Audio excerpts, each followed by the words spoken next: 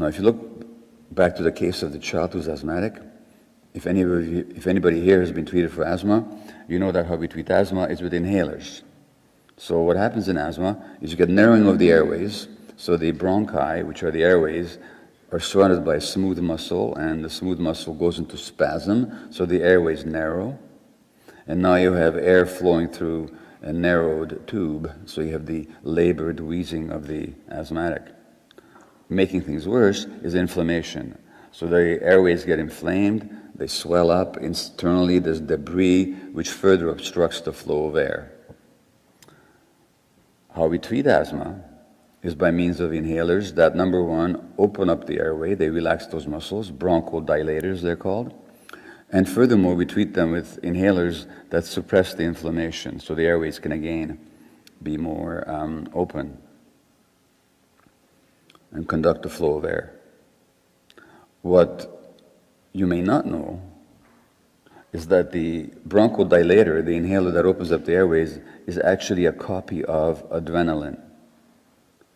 And the anti-inflammatory is a corticosteroid, it's a copy of cortisol. Now, what are adrenaline and cortisol? Anybody here know?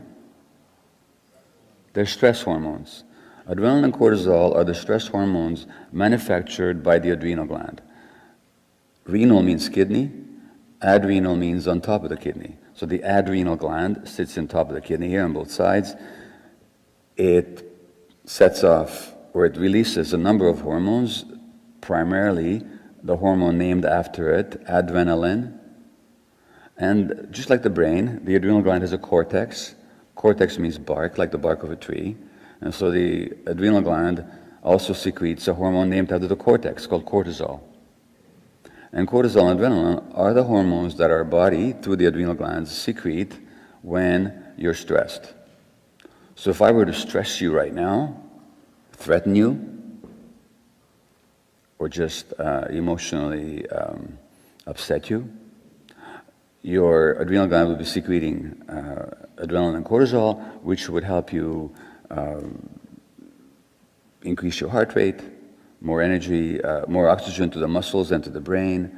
It would increase your blood pressure so that you're stronger. It would elevate your sugar levels so that you have more energy to fight or to escape. And those are the hormones that we treat asthma with.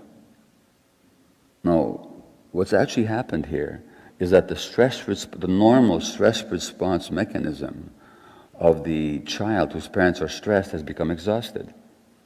And now we have to give them extra stress hormones to keep their airways open. So that when children are overstressed, their natural stress response mechanism gets exhausted. Now keep that in mind, because if you look at which is the medication that's used most commonly in all of medical practice for eczema, for psoriasis, for asthma, for multiple sclerosis, for colitis, for Crohn's disease, for rheumatoid arthritis, for certain kind of cancers, what is it? It's cortisol, the stress hormone. But my profession never asked itself, if we're using stress hormones to treat everything, maybe stress has something to do with it? You know, it's an obvious question. And those mechanisms are set early in childhood, by the way. Those mechanisms are set early in childhood. So I'll be saying more about that towards the end of the day. But right now I'm just demonstrating for you the biopsychosocial model, which is to say that the biology is affected by the psychological and social environment. Now,